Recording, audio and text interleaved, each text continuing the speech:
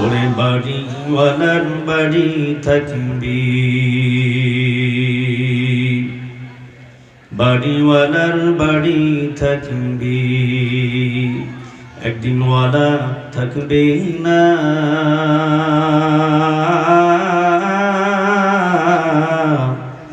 ব্যবসায়ীওয়ালার ব্যবসা থাকবে, একদিন ওয়ালা থাকবে না। কি কথা ঠিক কিনা? দোকানওয়ালার দোকান থাকবে।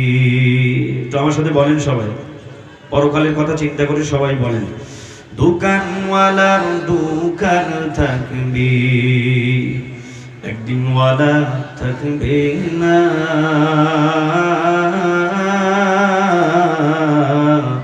চেয়ারম্যানের চেয়ার থাকবে, একদিন ম্যান থাকবে না। অফিসারের অফিসে থাকবে, অফিসারের অফিসে থাকবি, একদিন স্যার থাকবে না। ওই কবরে যাওয়া লাগবে, কন্যা ওই কবরে যাওয়া লাগবে। কেউ তো থাকতে পারবো না। লা ইলাহা লা ইলাহা ইল্লাল্লাহ, লা ইলাহা ইল্লাল্লাহ, লা ইলাহা ইল্লাল্লাহ, লা ইলাহা ইল্লাল্লাহ, মুহাম্মাদুর রাসূলুল্লাহ। সাদাকাল্লাহুল মাওলানাল আযীম ওয়া সাদাকা রাসূলুহুন নাবিয়্যুল কারীম। ونحن على ذلك من الشاهدين والشاكرين والذاكرين والحمد لله رب العالمين.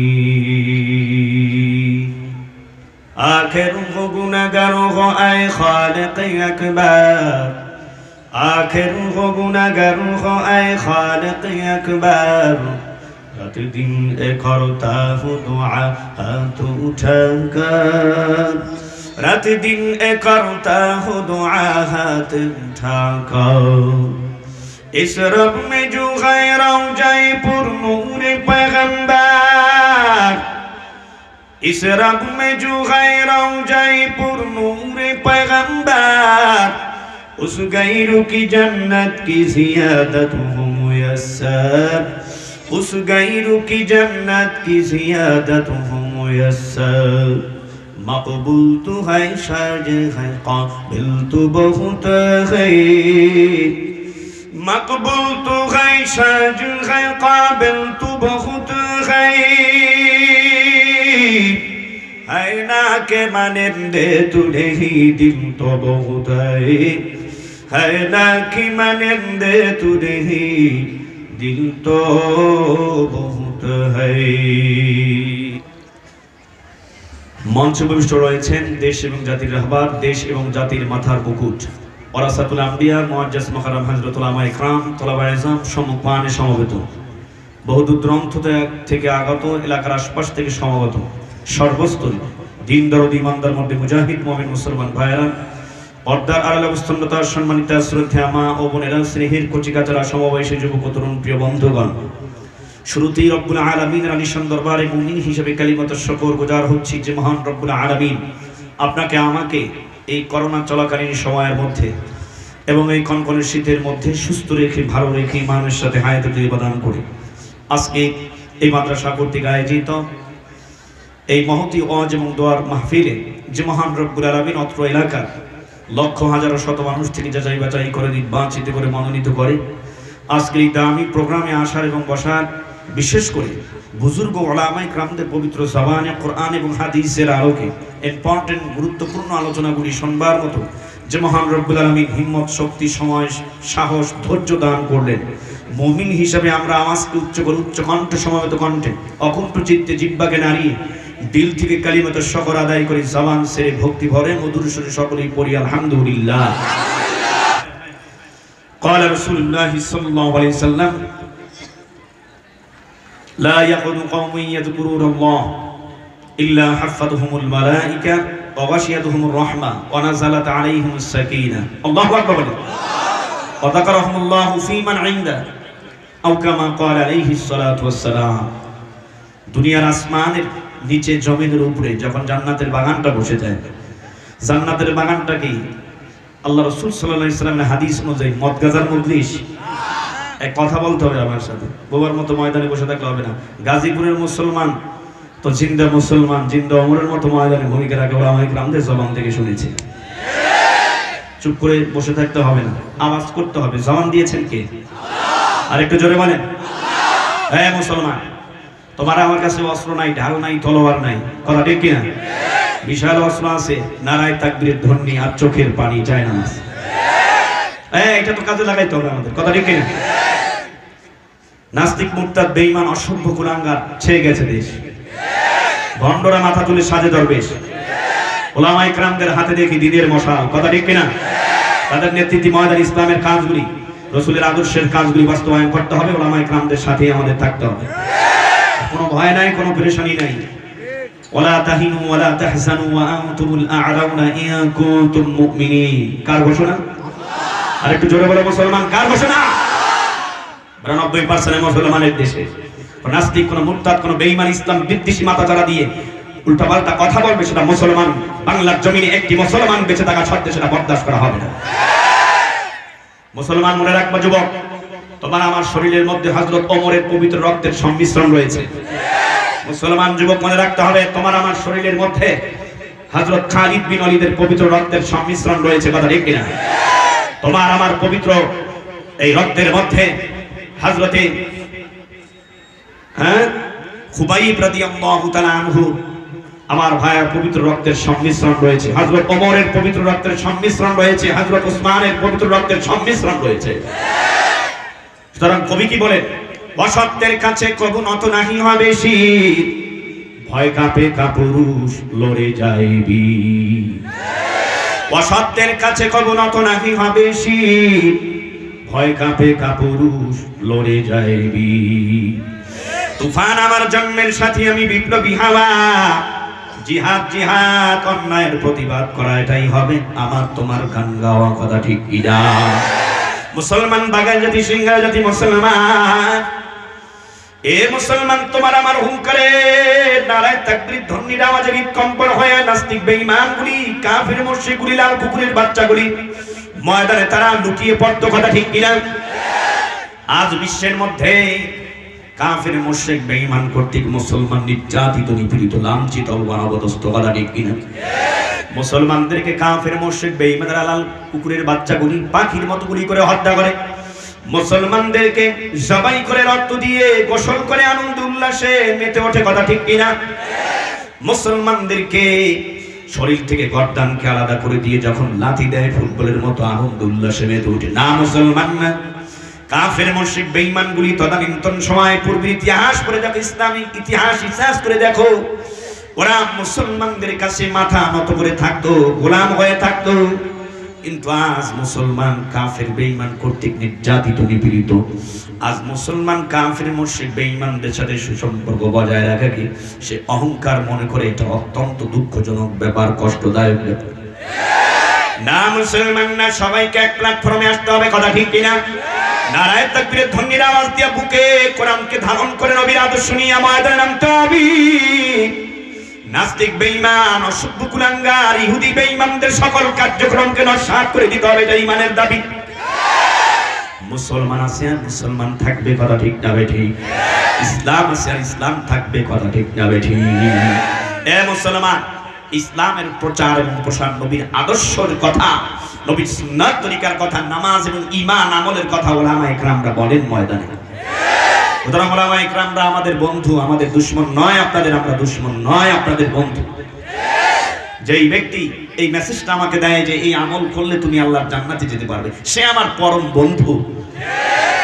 কথা ঠিক কিনা? আর যে আমাকে মদ গাঁজার মেসেজ দেয়, অশ্লীলতা বেলাল্লাপানা বেহায়াপানার মেসেজ দেয়, সুদ ঘুষের মেসেজ দেয়, ও আমার বন্ধু হতে পারে না। কারণ আমার এই অন্যায় অপরাধ, এই গুনার কাজের সাথে সম্পৃক্ত থাকার কারণে আমার ঈমান দুর্বল হয়ে যাবে, আর আমার ঠিকানা হবে জাহান্নামে। এই জাহান্নামের কঠিন শাস্তি আমি ভোগ করতে পারবো না। তাহলে পরম বন্ধু কে? হ্যাঁ, দুনিয়ার মধ্যে আলেম। পরম বন্ধু আলেম, মসজিদের ইমাম। পরম বন্ধু মসজিদের খতিব সাহেব। কথা ঠিক যাবে ঠিক? আলেমদের সাথে থাকবো তো ইনশাআল্লাহ। কি বলেন? আল্লাহ কবুল করে নিন, সকলে বলুন আমিন। আমার ভাইরা, কষ্ট হচ্ছে না তো আপনাদের? কিছু সময় ময়দানে থাকা যাবে তো ইনশাআল্লাহ?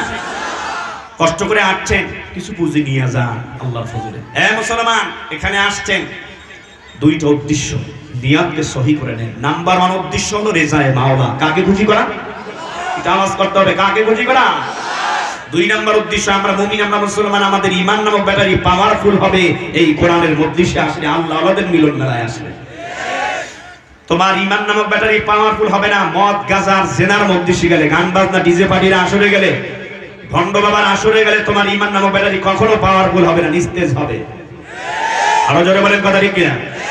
إذا تليت عليهم آياته زادتهم إيمانا وعلى ربهم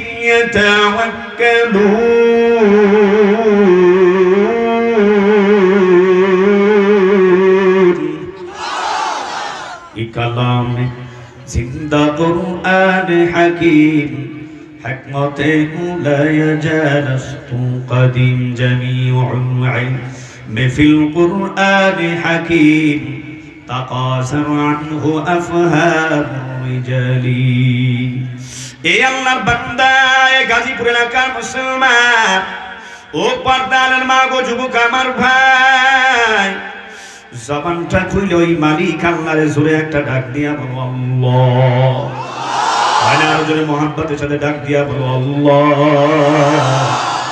মানে আওয়াজ দিয়ে মধুর সুরে কান্নার আওয়াজে ডাক দিয়া বলো আল্লাহ।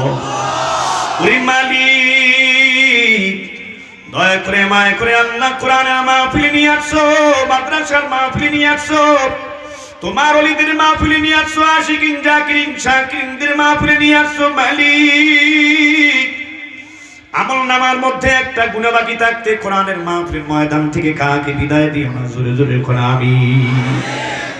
এ মুসলমান, এই কোরআনের মাহফিলে আসার পর মনে হলো যেন আমি দুনিয়ার কোন সাধারণ স্থানে বসি নাই, দুনিয়ার গতানুগতিক কোন জায়গায় বসি নাই। আমি বলেছি আমি বসলাম জান্নাতের বাগানের মধ্যে। কথা ঠিক কিনা? উরি আল্লাহর বান্দা, এই জন্য অনুরোধ করে বলবো, মালিক যেহেতু মহাব্বত করে, করুণা করে, অনুগ্রহ করে, ভালোবেসে কোরআনের মাহফিল নিয়ে আসছেন, আল্লাহর কাছে নিয়াত করে বসেন, মালিক আয় আল্লাহ আমার জীবনের গুনাহগুলি মাফ করে দিও, হিদায়াতের মালাটা আমাদের গলার সবার মধ্যে পরায়া দিও, জোরে কোন আমিন।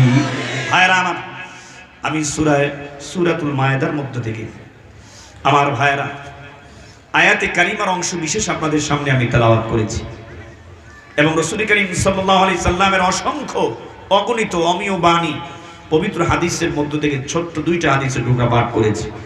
এর মধ্য থেকেই সংক্ষিপ্ত কিছু কথা বলার চেষ্টা করব। আল্লাহ আমাকে বলার এবং কিছু সময় ধৈর্য ধারণ করে আপনাদেরকে শোনার মতো তৌফিক দান করুন।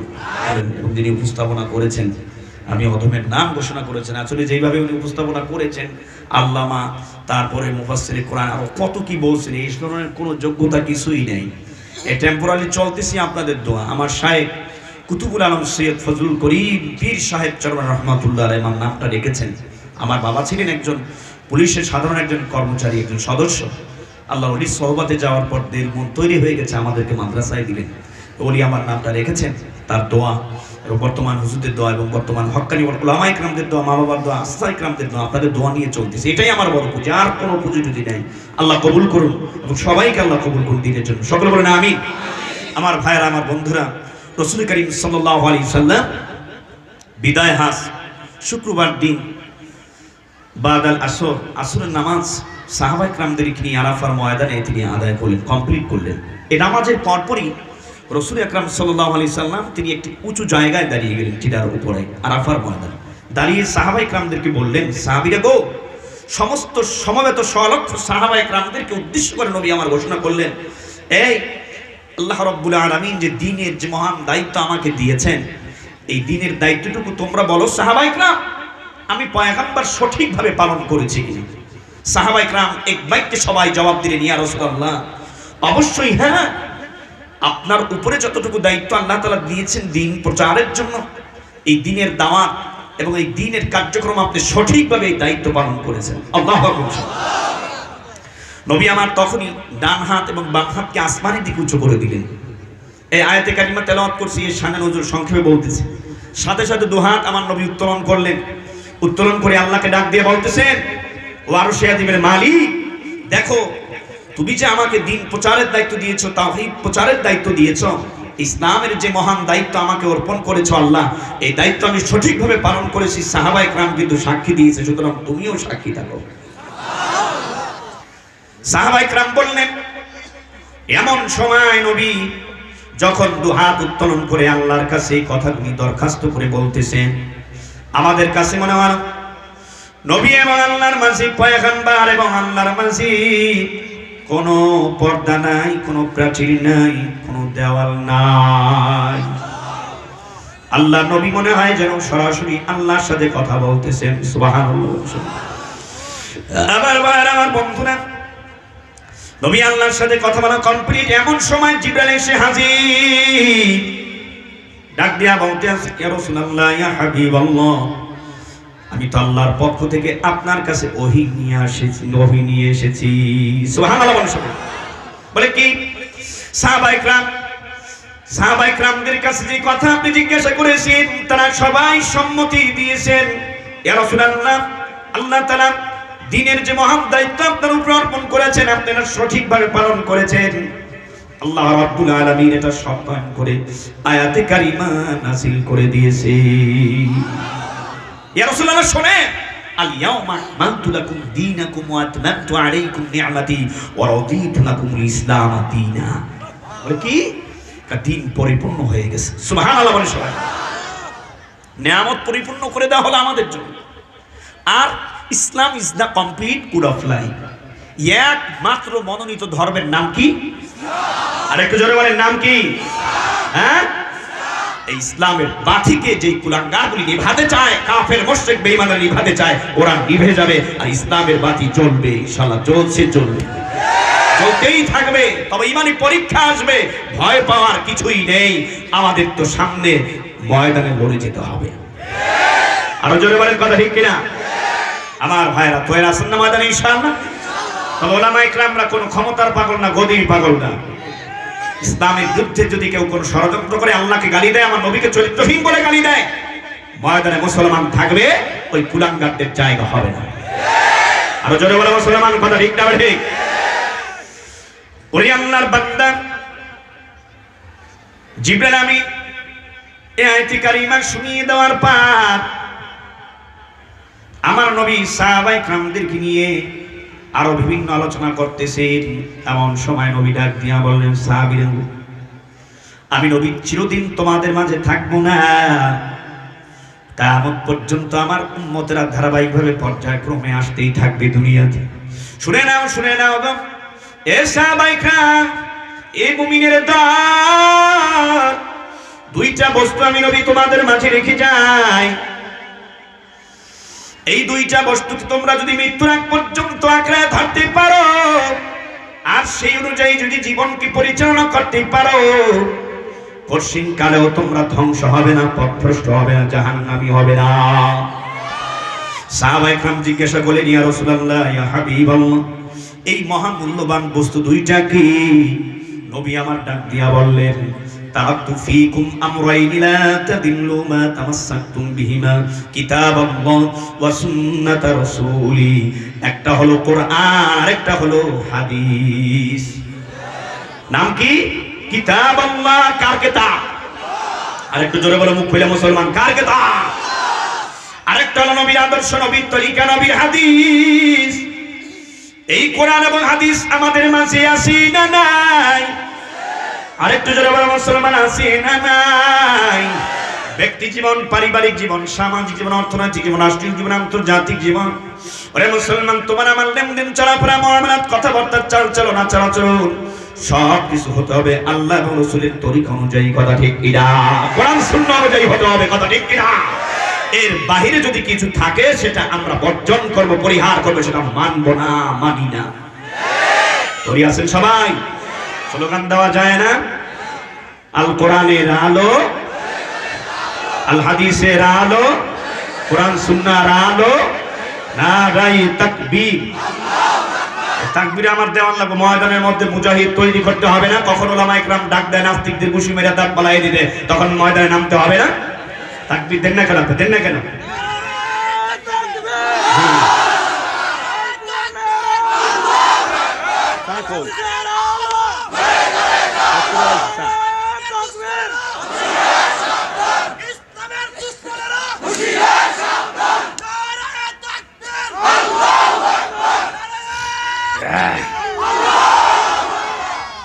আলহামদুলিল্লাহ। কোনো ভয় আসেনি?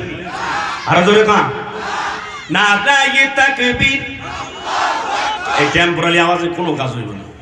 এমন ছোট তাকবীর এখন মারবেন, নাস্তিক, মুরতাদ, বেঈমান, আলেম, বিদ্বেষী যেন আমার ভাইরা হৃদকম্পন হইয়া যেন দৌড়াইতে দৌড়াইতে উল্টি কয়েকটা খায়া যেন ওই তুরাত নদীর ওই ময়লা পানির মধ্যে পইরা যেন হাবুডুবু খাইয়া মারা যায়। নারায়ে তাকবীর, আল্লাহু আকবার। তোলো তাকবীর ধ্বনি ধরায় আর একবার, বীর মুসলমান ওরে ধরো আল কোরআন, ফিরায়ে আনো সেই হারানো সম্মান। নারায়ে তাকবীর, আল্লাহু আকবার। যেই মান বলি হয় বলিয়া, শাসন করিতি দুনিয়া জাহান। যেই মান বলে হয় বলিয়া, শাসন করিতি দুনিয়া জাহান। দাওরাই সেই হুঙ্কার, কররে তোলপার, পাপ দুনিয়া ভেঙে কররে চুরমার। বীর মুসলমান ধরো আল কোরআন, ফিরায়ে আনো সেই হারানো সম্মান। নারায়ে তাকবীর, আল্লাহু আকবার। আল্লাহ তুমি সবাইকে কবুল করে নাও, জোরে বলুন আমিন। আমার ভাইরা, আমার বন্ধুরা, সুতরাং দিন পরিপূর্ণ হয়ে গেছি। এই দিনের মধ্যে যদি কেউ কিছু সংযোজন করতে চায়, বিয়োজন করতে চায়, সেটা মুসলমান মেনে নেব না। কথা ঠিক কিনা? আমার ভাইরা, আমার বন্ধুরা, এই জন্য অনুরোধ করে বলবো, এই দিনের কথা, ইসলামের কথা, নামাজ এবং জিকির তেলাওয়াতের কথা, হজ যাকাতের কথা, আমার নবীর সুন্নত আর সুন্নত তরিকার আদর্শের কথা, হালাল হারামের কথা। আজ পয়গম্বর দুনিয়ায় নাই, পয়গম্বরের যোগ্য উত্তরসূরি হিসাবে উম্মতের উলামায়ে কেরাম, নায়েবে রাসূলরা আজকে ময়দানে বলতেছে, তাদের কথাগুলি আমরা গ্রহণ করব। কথা ঠিক কিনা? নবী আমার নাই, ও গাজীপুরের মুসলমান, এ যুবক আমার ভাইয়া, পর্দার মা গো, অনুরোধ করে বলবো, গুনার কাজটা ছাড়ো, নেকের কামটা ধরো। ওই আরশে আযীমের মালিক আমার আল্লাহর পাগল হও, তারপর আমার মালিক আল্লাহর কবরে গিয়া ঘুমাইও। তিন দিনেরই বাহাদুরি, শুধুই বালুর বাদ। তিন দিনেরই বাহাদুরি, শুধুই বালুর বাদ। ফুরিয়ে এলে বাতাসটুকু মিটবে রে তরসা। ক্ষমতারই গরম দিয়া, টাকা পয়সার গরম দিয়া টিকে থাকা যাবি না। ওই গহীন অন্ধকার ঘর, কবরে যাইতে হবে, কেউ তো থাকতে পারো না। কথা ঠিক কিনা? চার বিহারার পালকি যদি ও কবর পথের পথি,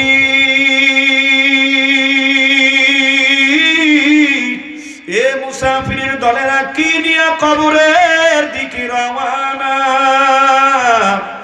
চার বিহারার পালকি যদি আসবে তোমার আমার বাড়ির দ্বারে, বন্ধু বান্ধব, মা বাবা, আপনজন যারা কাঁদবে যারে যারে।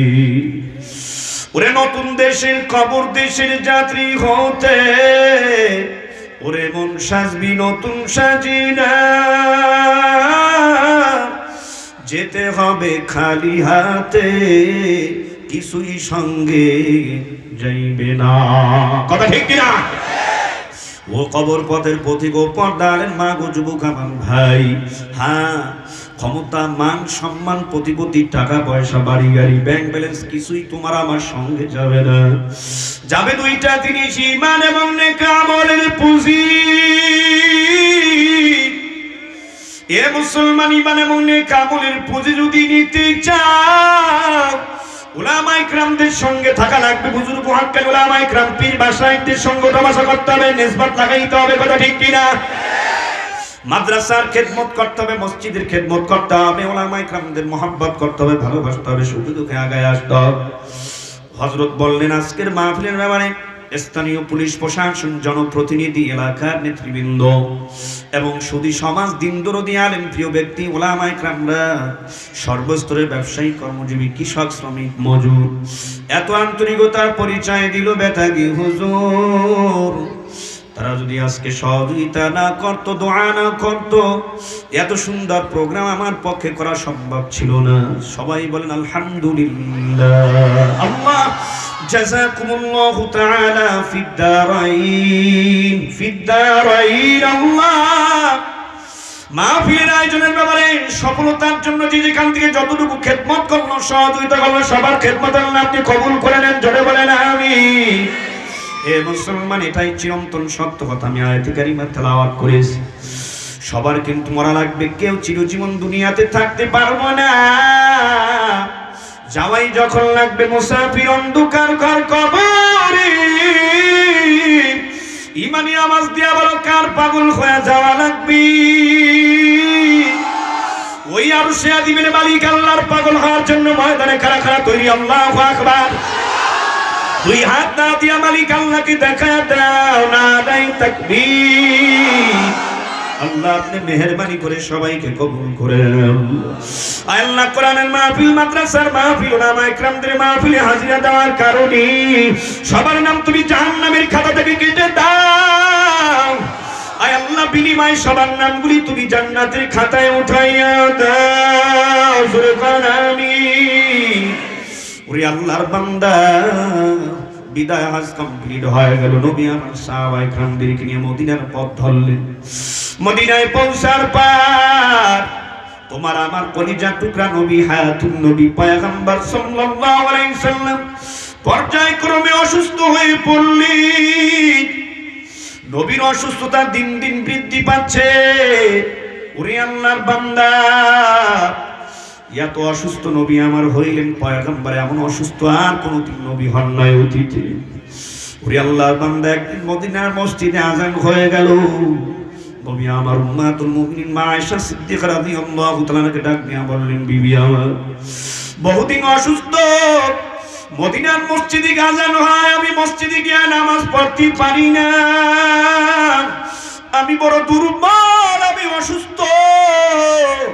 ওই আমার কলিজার টুকরা সাহাবায়ে কেরামদের সাথে আমার দেখাও হয় না, সাক্ষাৎ হয় না, কলিজায় মানে না।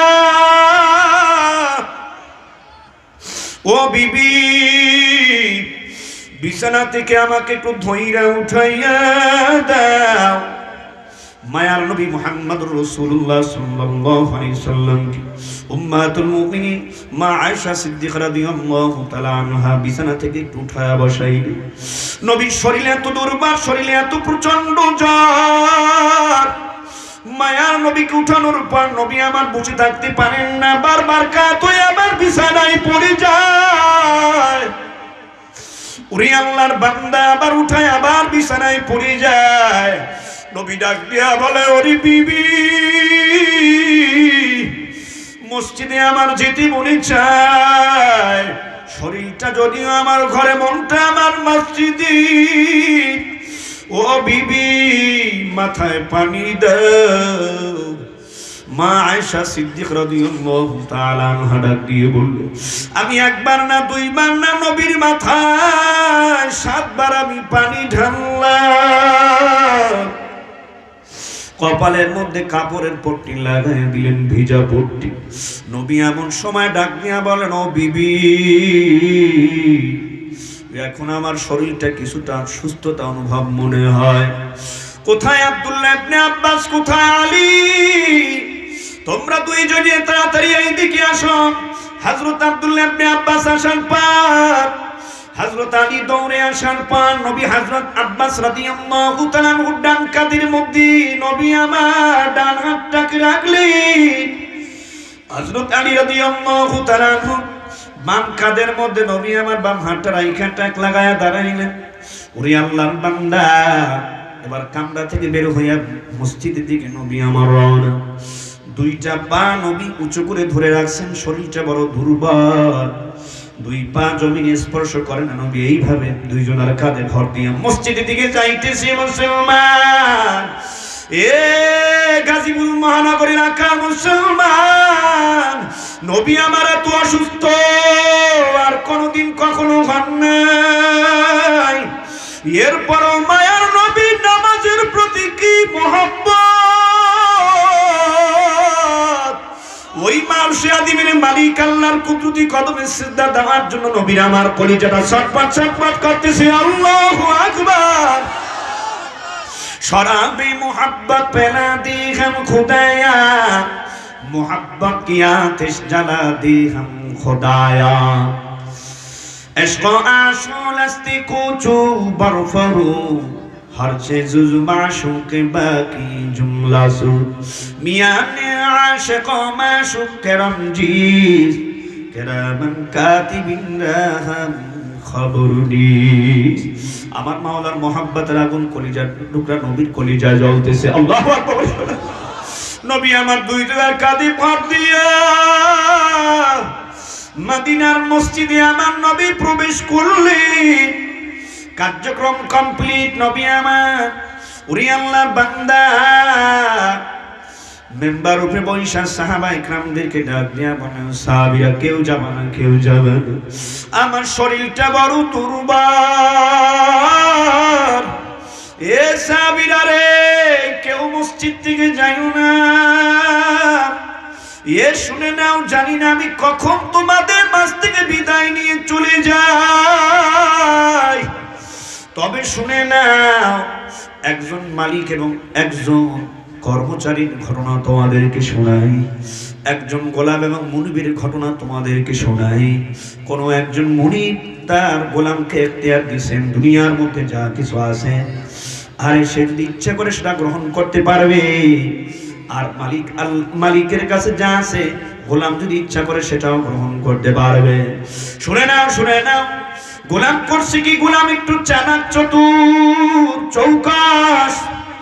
ওই গোলাম দুনিয়ার মধ্যে যা কিছু আছে সেটা গ্রহণ করে নাই, মালিকের কাছে যা কিছু আছে সেটাই গ্রহণ করেছে। বয়োবৃদ্ধ নম্র ভদ্র সাহাবী হযরত আবু বকর সিদ্দিক রাদিয়াল্লাহু তাআলা আনহু এই ঘটনা শোনার পর, কথাটা শোনার পর তিনি হু হু করে বাচ্চাদের মতো কান্নার আওয়াজ দিয়ে দিলেন, হাওমাও করে। সাহাবায়ে কেরাম বলেন, নবী কোন গোলাম এবং কোন মুনিবের কথা বলছিল? আবু বকর, ও বয়োবৃদ্ধ সাহাবী, বুড়ো সাহাবী, তুমি কেন কাঁদো? সাহাবায়ে কেরামদেরকে হযরত আবু বকর সিদ্দিক রাদিয়াল্লাহু তাআলা ডাক দিয়া বলেন, ও সাহাবীরা রে, আমি যা জানি তোরা তা জানো না। অমনি করে পয়গম্বর ডাক দিয়া বললেন, হ্যাঁ, আবু বকরের কথা সত্য। মা বাইনা দুনিয়া ওয়া বাইনাহা ইনদাল্লাহ। শুনে নাও, শুনে নাও সাহাবায়ে কেরাম, আসল কথা শুনে নাও। ওই গোলাম আর কেউ না, ওই মালিক আর কেউ না, ওই গোলাম আমি স্বয়ং পয়গম্বর মুহাম্মদুর রাসূলুল্লাহ। ওই মালিক আমার আরশে আযীমের মালিক আমার আল্লাহ। দুনিয়ার কোন অর্থ সম্পদ, টাকা পয়সা, ক্ষমতা আমি পয়গম্বর চাই না, চাই না। আমি চাই আমার মালিক আল্লাহর দিদার, আমি চাই আমার মালিক আল্লাহ তাআলার জান্নাত। পয়গম্বর মুহাম্মদ রাসূলুল্লাহ সাল্লাল্লাহু আলাইহি সাল্লাম পবিত্র জবানে কথা শোনার পর সব সাহাবায়ে কেরাম গোটা মসজিদের মধ্যে কল্লা কাটা মুরগির মতো লাফায়া চিল্লায় শুধু কাঁদে। গোটা মসজিদে কান্নার রোল পড়ে গেল, কান্নার আওয়াজ। পয়গম্বর সব সাহাবায়ে কিরামদেরকে সান্ত্বনা দিয়া বাসায় পাঠিয়ে দিলেন, যাও যাও যাও, সবাইকে একটু বাসায় বিশ্রাম করে নেন। ও পর্দার মা বুঝবুক আমার ভাইয়া, পয়গম্বর সাল্লাল্লাহু আলাইহি সাল্লাম কামরায় চলে গেলেন। উম্মাতুল মুমিনিন মা আয়েশা সিদ্দিকা রাদিয়াল্লাহু তাআলা আনহা বুকের উপরে ট্যাক লাগাইয়া আমার নবী একটু আরাম করতেছি। এমন সময় হযরত আবু বকর সিদ্দিক রাদিয়াল্লাহু তাআলা কে ডাক দিয়া বলতেছেন, নবী আমার আবু বকর, ওই বিদায় হজ কমপ্লিট করার পর যখন আমি মদিনায় আসলাম, আমি পয়গম্বর পর্যায়ক্রমে অনেক অসুস্থ হয়ে পড়ল। আবু বকর, তুমি তো আমার খেদমত থেকে যাও না, এতদিন পর্যন্ত তুমি আমার খেদমতে ছিলে। আবু বকর, আজ আমি নবীর শরীরটা একটু সুস্থ, যাও বাড়িতে যাও, বিবি বাল বাচ্চার খবর নিয়ে আসো, বাসায় বাজার করে দিয়ে আসো। আবু বকর যাও। হযরত আবু বকর সিদ্দিক রাদিয়াল্লাহু তাআলা আনহু তিনি চলে গেলেন বাসায়। নবী আমার হঠাৎ করে একটু অসুস্থ হয়ে পড়লেন এমনটা মনে হলো।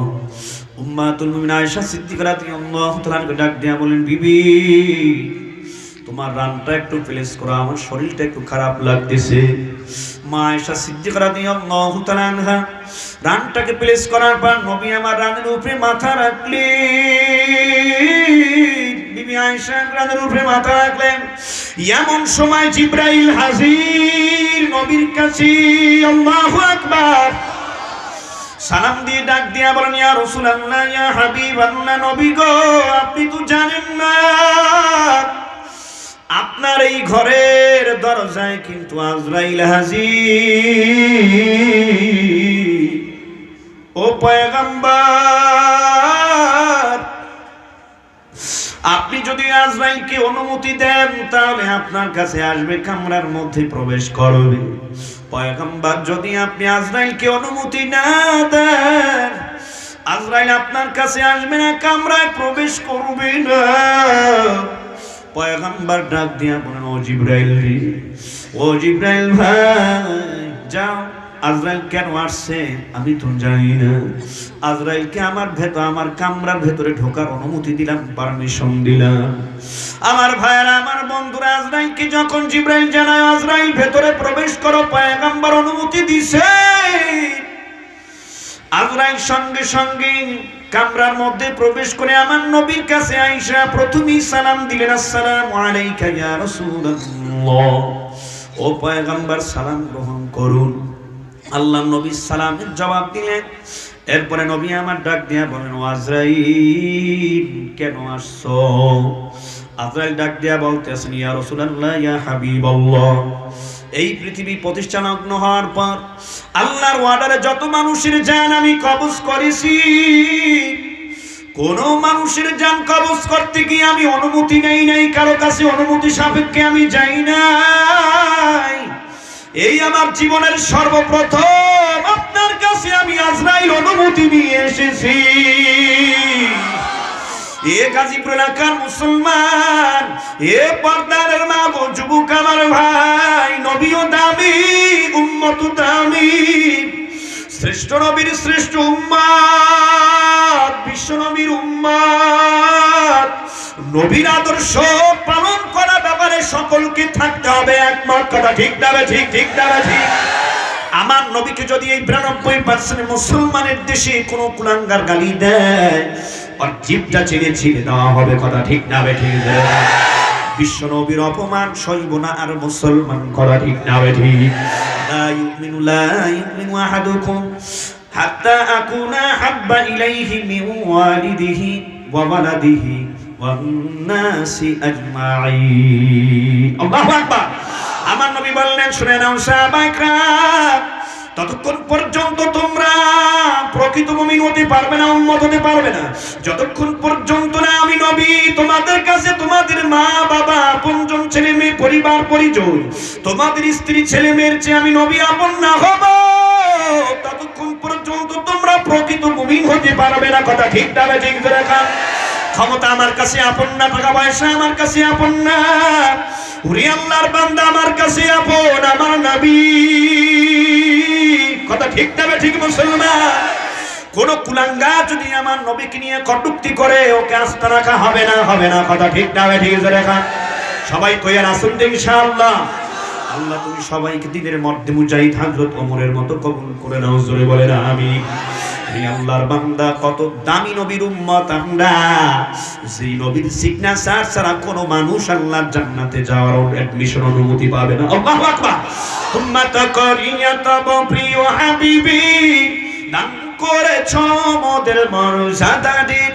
ভাবি তাই প্রভু তুমি কত দয়াবান, আমি ভাবি তাই প্রভু তুমি কত দয়াবান। লাকা হামদান লাকা শুকরান, চিল্লায় বলেন মারহাবা। ও আল্লাহর বান্দা, নবী আমার ডাক দিয়া বলেন, ওরে আজরাইল কেন আসছো, আসার কারণ কি? আজরাইল ডাক দিয়া বলতে আসেন, ইয়া রাসূলুল্লাহ ইয়া হাবিবাল্লাহ, আমি তো ইচ্ছে করে আসি নাই, ওই আরশে আযীমের মালিক আল্লাহ আপনার কাছে আমাকে পাঠাইছেন দুইটা প্রস্তাব দিয়া। আল্লাহু আকবার। আমি দুইটা প্রস্তাব রব্বে কারীম আরশে আযীমের মালিকের পক্ষ থেকে আপনার কাছে নিয়ে আসছি পয়গম্বর। নাম্বার 1 প্রস্তাব শুনে নেন। এই দুনিয়াতে যদি আপনি আরো থাকতে চান, আপনাকে হায়াত দেওয়া হবে যতদিন থাকতে চান গো নবী, ততদিন আল্লাহ তাআলা আপনাকে হায়াত দিয়ে দিবেন। শুনেন, এটা হলো প্রথম প্রস্তাব। আর দ্বিতীয় প্রস্তাব, পয়গম্বর যদি এই দুনিয়া আপনি থাকতে না চান, যদি আরশে আযীমের মালিক আল্লাহর দিদারে চলে যেতে চান গো নবী, তাও চলে যেতে পারবেন। এখন একটু সিদ্ধান্ত শোনান, থাকবেন না আল্লাহর দিদারে চলে যাবেন। পয়গম্বর নবী মুহাম্মদ রাসূলুল্লাহ সাল্লাল্লাহু আলাইহি সাল্লাম একবার জিবরাইলের দিকে তাকায়, আরেকবার আজরাইলের দিকে তাকায়। আজরাইল নবী তাকানো দেখে ডাক দিয়া বলতে আছেন, ওগো পয়গম্বর, একবার আমার দিকে তাকান আরেকবার আজরাইলের দিকে তাকান, কারণ কি? নবী আমার ডাক দিয়া বলেন, ওগো জিবরাইল, আরশের কাছে অতি নিকটে তুমি আল্লাহর কাছে থাকো। আল্লাহ তাআলার মতি গতি কি সবচেয়ে বেশি তুমি ভালো জানো। আল্লাহ কি চান আমার ব্যাপারে? জিবরাইল সাথে সাথে ডাক দিয়া বলেন, ইয়া রাসূলুল্লাহ ইয়া হাবিবাল্লাহ, নবী গো, আমি যখন আপনার কাছে আসতেছিলাম পয়গম্বর, তখন আমি আল্লাহকে দেখে এসেছি। আল্লাহ তাআলা আপনার সাক্ষাতের অপেক্ষায় নিজেই সেজে গুজে বসে আছে। ইমামুল আউয়ালিন আল আখিরিন, বাহরে সাদকা রাহমাতাল লিল আলামিন, সাদাজুদাস রাহমাতাল লিল আলামিন, মসজিদে মুর্শিদ হামারে জমিন। ওরে আল্লাহর বান্দা, পয়গম্বর এমন সময় ডাক দিয়া বলেন, ও জিবরাইল, তুমি তো আল্লাহ তাআলার অতি নিকটে থাকো, আল্লাহর মতি গতি কি তুমি ভালো জানো। আল্লাহ তাআলা আমার সাক্ষাতের জন্য সেজে গুজে বসে আছি, আমি দুনিয়ায় আর থাকতে চাই না। মান আহাব্বা লিকা আল্লাহ আহাব্বাল্লাহু লিকাআহু। আল্লাহু আকবার। এ মুসলমান, পয়গম্বর ডাক দিয়া বলেন, আমি দুনিয়াতে থাকবো না, আমি আল্লাহর দিদারে চলে যেতে চাই।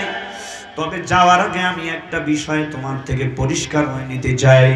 যাও তুমি আল্লাহর কাছে যাও রে জিবরাইল, আমার উম্মতগুলি আমি মরার পরেও তো কিয়ামত পর্যন্ত আসতে থাকবে। আমার উম্মতের ব্যাপারে ফয়সালা কি? আমার উম্মতের কি হবে জানি না। আমার উম্মতের ব্যাপারে আল্লাহ তাআলার চূড়ান্ত সিদ্ধান্ত কি জানাও। জিবরাইল সাথে সাথে আল্লাহর কাছে চলে গেছেন, ওগো আল্লাহ, দুটা প্রস্তাব আজরাইল আপনার পয়গম্বরের কাছে দিয়েছে। আপনার পয়গম্বর দুনিয়াতে থাকতে চান না, আল্লাহ আপনার দিদারে আসতে চান। তবে এতটুকু জানতে চান তার উম্মতের ব্যাপারে চূড়ান্ত সিদ্ধান্ত কি হয় আল্লাহ রব্বুল আলামিন জানায় দিলেন, যান ও জিবরাইল যান আমার বন্ধুকে জানায় দাও আমি তার উম্মতকে একত্রে ধ্বংস করব না, সুযোগ দিব, সুযোগ। আল্লাহু আকবার। এই সুযোগটা কিসের সুযোগ? তাওবার সুযোগ। জিবরাইল এসে আমার নবীর কাছে বললেন, ইয়া রাসূলুল্লাহ, ইয়া হাবিবাল্লাহ, আল্লাহ তাআলার পক্ষ থেকে আপনার উম্মতের ব্যাপারে চূড়ান্ত সিদ্ধান্ত শুনে নেন। আপনার উম্মতকে আল্লাহ তাআলা কিয়ামত পর্যন্ত একত্রে ধ্বংস করবেন না, সুযোগ দেওয়া হবে, সুযোগ। এই যুবক আমার ভাই, জিবরাইল যখন নবীকে এই কথা শোনায় গেল, আমার নবী আত্মতৃপ্তি হলেন, স্যাটিসফাই হয়ে গেলেন। নবী দুইটা হাত আসমানের দিকে উঠাইয়া ডাক দিয়া বলতে আছেন, আল্লাহুম্মার রফিকাল আলা, আল্লাহুম্মার রফিকাল আলা, আল্লাহুম্মার রফিকাল আলা। ও পরম বন্ধু, কে কে কে? ওগো আল্লাহ, আমি তোমার দিদারে চলে যেতে চাই, তোমার দিদার কামনা করি। নবী একবার না, দুইবার না, তৃতীয়বারই দোয়াটা পড়লে, তৃতীয়বার দোয়া পড়ার পর নবী ডান হাত বাম হাত জমিনে পড়ে গেলেন। ওরে আল্লাহর বান্দা, নাই নবী দুনিয়ায় নাই নাই। চতুর্দিক থেকে কান্নার আওয়াজ। হযরত আবু বকর কান্না করতে করতে পাগল পারা হয়ে গেলেন। হযরত ওমর কান্না করতে করতে পাগল পারা হয়ে গেলেন। গোটা মদিনায় কান্নার আওয়াজ, নবী নাই। ওগো পয়গম্বর, তুমি যদি না থাকো আমরা কাকে নিয়ে বাঁচবো? এ গাজীপুর মহানগর এলাকার মুসলমান, এ মাদ্রাসা এলাকার মুসলমান, তোমার আমার পয়গম্বর আল্লাহ তাআলার দিদারে যাওয়ার আগে তোমার আমার ব্যাপারে চূড়ান্ত সিদ্ধান্ত শোনায় দিয়ে গেছি। সুযোগ দেওয়া হবে, সুযোগ। তাদেরকে একত্রে ধ্বংস করব না। ওরে আল্লাহর বান্দা, এই সুযোগটা হলো তাওবার সুযোগ, গুনাহ থেকে তাওবা করে ফিরে আসার সুযোগ। ওরে আল্লাহর বান্দা, অনুরোধ করে বলবো, জীবনে কত নামাজ পড়ো নাই, জিকির করো নাই, তেলাওয়াত করো নাই, নবীর সুন্নাত তরিকা অনুযায়ী চলো নাই, কত মদ খাইছো, কত গাঁজা খাইছো, কত জিনা করছো, শয়তানের ধোঁকায় পড়ে, কুমন্ত্রণায় পড়ে কত অন্যায় অপরাধ, কত গুনাহ করেছো, পা থেকে মাথা পর্যন্ত গুনাহে জর্জরিত। ওই আল্লাহর বান্দা এখনো তো কবির রজনীতে আল্লাহ ওয়ালারা কাঁদে আর বলেন, ও মালিক, আমি আমার হাত দুইটার দিকে তাকায় দেখি, আল্লাহ আমার হাত দুইটা গুনাহের ধুলাবালি দিয়ে ভরা। ওরে মালিক, আমার পা দুইটার দিকে তাকায় দেখলাম আমার পা দুইটা গুনাহের ধুলাবালি দিয়ে মিশ্রিত ভরা। আমার জবান থেকেও তো গুনাহের দুর্গন্ধ পাওয়া যায়। আল্লাহ, আমার কান দুইটাও গুনাহের ধুলাবালি দিয়া ভরা, আমার চক্ষু দুইটাও তো গুনাহের ধুলাবালি দিয়া ভরা। আল্লাহ, আমার 3.5 লাখ বডি তো গুনাহের ধুলাবালি দিয়া মিশ্রিত ভরা।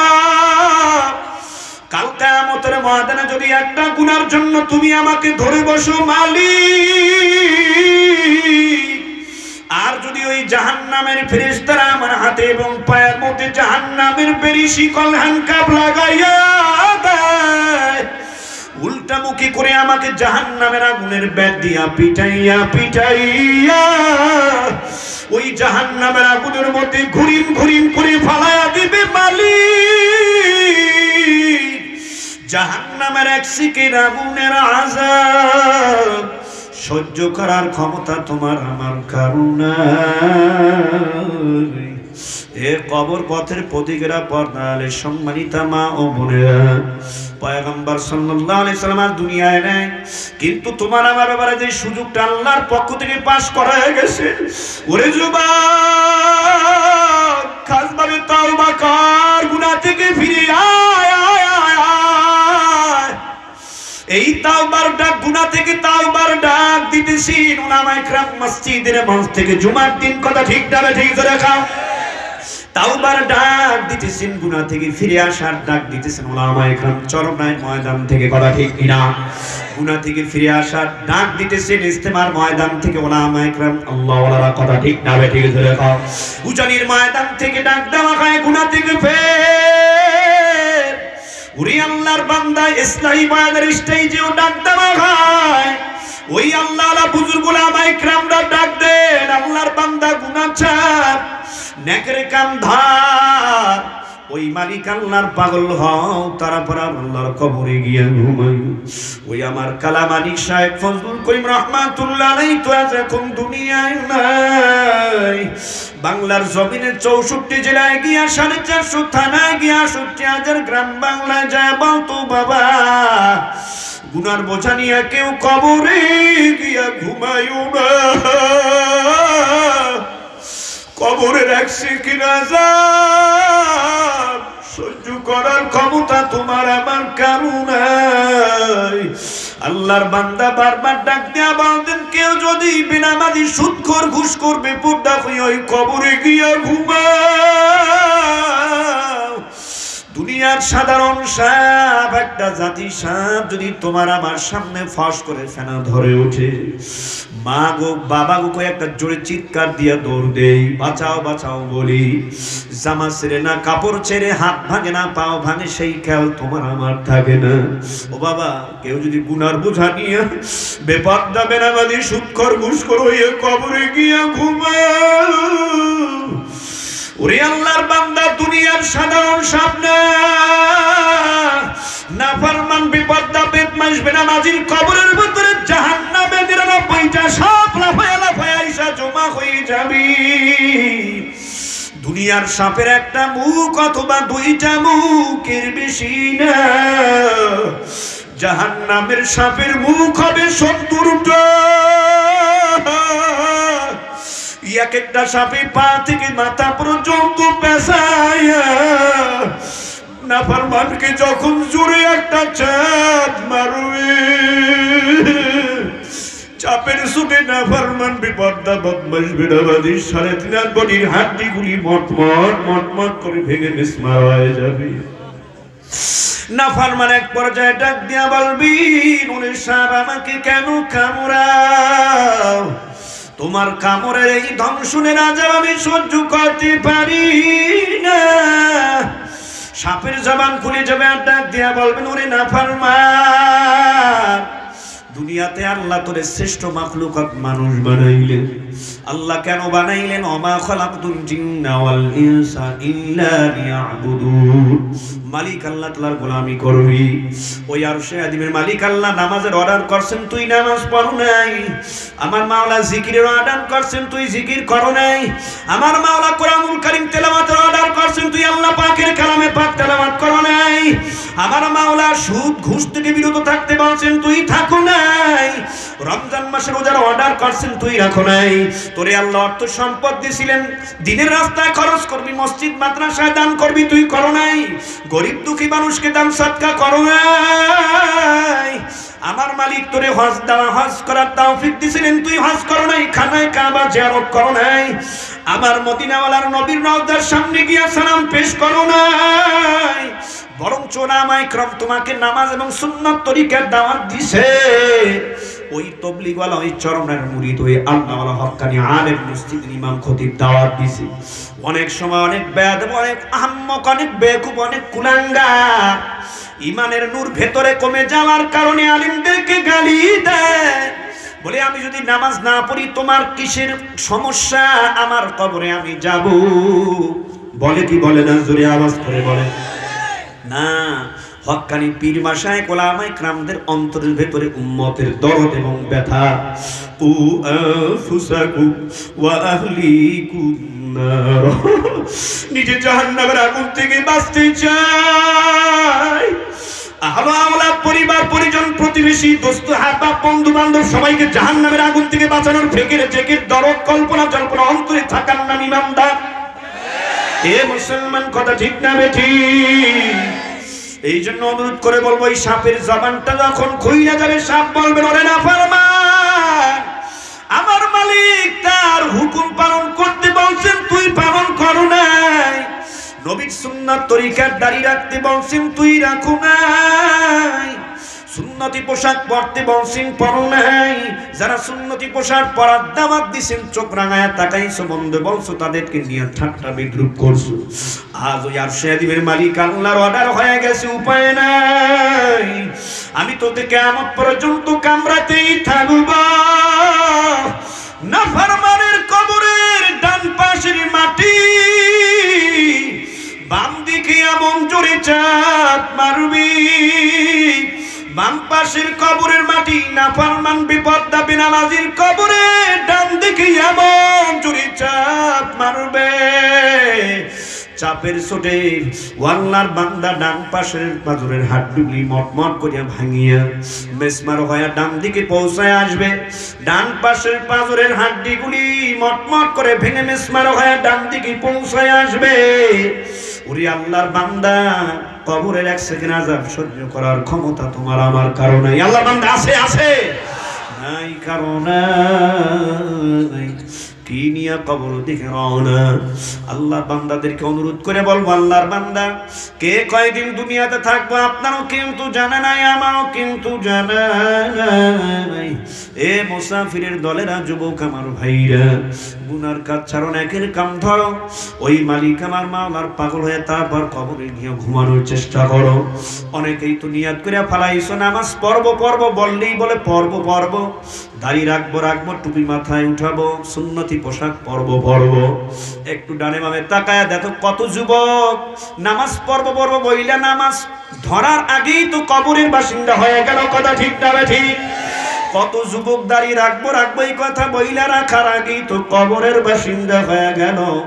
কত যুবক সুন্নতি পোশাক পরবে পরবে, পাগড়ি মাথায় দেবে, সুন্নত অনুযায়ী জীবন যাপন করবে, তার আগেই কিন্তু মায়ের বাঁধন ছিন্ন কইরা কবরের বাসিন্দা হয়ে গেল। একটা দিন আসবে তোমার আমারও কিন্তু এইভাবে যাওয়া লাগবে। গত কয়েকদিন আগে চাঁদপুর মাহফিলে গেছিলাম, রাস্তার পাশে কুমিল্লা হাই রোড, তাকায় দেখুন কত মানুষ ভিড় জমায়া দাঁড়ায় আছে, আর আফসুস কান্নার আওয়াজ। এ যুবক শোন, ক্ষমতার গরমে, টাকা পয়সার গরমে, ডিগ্রির ভারে, চেহারার গরমে আর কতদিন মাস্তানি করবি, আর কতদিন অহংকারী ভাব নিয়ে চলবি রে। ফেরো যুবক ফেরো, গুনার কাজ ছাড়ো, উলামায়ে কেরামদের সোহবতে আসো, নামাজ ধরো, জিকির করো, সুন্নত তরিকার পোশাক সাড়ে তিন বডির মধ্যে ফিট কইরা আমার নবীর প্রকৃত উম্মতের তালিকায় নাম উঠাইতে হবে। কথা ঠিক কিনা? ওরে যুবক, তাকায় দেখলাম এত মানুষের ভিড়, ভিড়ের মধ্যে গিয়ে আমি তাকায় দেখি একটা যুবক পড়ে আছে, মাথাটা অর্ধেক নাই, তাজা রক্ত খুন বের হয়ে পড়তেছে, হাত পা দুইটা নড়তেছে। আল্লাহর বান্দা, আর বাইক তো একটা ছিল, মোটর সাইকেলটা খান খান হয়ে ভেঙে চুরে চুরমার হয়ে খণ্ড বিখণ্ড হয়ে পড়ে আছে। ওরে আল্লাহর বান্দা, যুবকের কোনো অস্তিত্ব নাই ওই গাড়ি। তখন অমনি করে আমার চোখ থেকে অটোমেটিক পানি পড়ে যাচ্ছে, শরীরের পশমগুলি দাঁড়ায় গেল। মনকে বুঝাইলাম, ওরে মন, যুবক তো বাইক নিয়ে কোথায় উড়াল দিয়া গেছিল, রাস্তা দিয়া চলতে চলতে কোথায় যাবে, কোন গন্তব্যে যাবে, গন্তব্যে যাওয়ার আগেই তার সফরটা ধ্বংস হয়ে গেল। যুবক তো কোনোদিন কল্পনাও করে নাই যে লাশ হইয়া মা বাবার সন্তান মা বাবার বাসায় ফিরে যাবে। কোন মায়ের কোল যেন খালি হয়ে গেল, কোন বাবার কোল যেন খালি হয়ে গেল, কোন মায়ের কলিজায় যেন সন্তান হারা শোকের আগুন জ্বলে উঠল। ওরে যুবক, তোমাদের এই যৌবনের বড় দাম, এই যৌবনকে আল্লাহর রাস্তায় ব্যয় করি না। ও যুবক, আয় গুনার কাজ ছেড়ে দিয়ে আমার মালিক আল্লাহ পাগল হওয়ার চেষ্টা করে, জবানটা কইলে আবারও মালিক আল্লাহকে ডাক দিয়া বলো, আল্লাহ তোমার এই সুন্দর পৃথিবীতে আমাদের যতদিন হাত দিয়া বাঁচায় রাখবার মালিক, কোরআনের মাহফিল থেকে, মাদ্রাসার মাহফিলের ময়দান থেকে ওয়াদা করে নিলাম, আর জীবন গেলেও কোনোদিন গুনার কাজ করব না। তৈরি আছো? আর কোনদিন নামাজ কামাই দিব না, দাড়ি কাটবো না, ছাড়বো না, মাথায় টুপি রাখবো, সুন্নতি পোশাক পাঞ্জাবি পরে চলবো। উলামায়ে কেরামদের নেতৃত্বে সুন্দর দ্বীনি জীবন গঠন করব, সুন্নতি জীবন গঠন করব, আল্লাহওয়ালাদের মহাব্বত করব, ভালোবাসবো। রাষ্ট্রবিরোধী কোনো কাজের সাথে সম্পৃক্ত হব না, স্বাধীনতার বিরুদ্ধে কোনো কাজ করব না। দেশপ্রেম, স্বাধীনতার প্রেম অন্তরে থাকবে। ঈমান আমলকে মজবুত করার জন্য কোরআনের মাহফিলে যেতে হবে। ওরে আল্লাহর বান্দা, উলামায়ে কেরাম হক্কানি আল্লাহওয়ালাদের সোহবত, পীর মাশায়েখদের সোহবত খুব জরুরি কথা, ঠিক না বে ঠিক জোরে বল। ওরে মুসলমান, যতদিন আল্লাহ দুনিয়াতে তোমার আমার হায়াত নিয়ে বাঁচায় রাখে, আজকের কোরআনের মাহফিল থেকে ওয়াদা করে নেব, আল্লাহ জীবন গেলে আর কোনোদিন গুনাহ করব না, নেকের কাজ ছাড়ব না, 5 ওয়াক্ত নামাজ পড়ব, নবীর সুন্নাত তরিকার পোশাক 3.5 হাত বডির মধ্যে ফিট করবি। কোন কোন যুবক আছে 2টা হাত উত্তোলন করে আমার আল্লাহকে ওয়াদা করে দেখায় দাও। নারায়ে তাকবীর, আরো জোরে নারায়ে তাকবীর।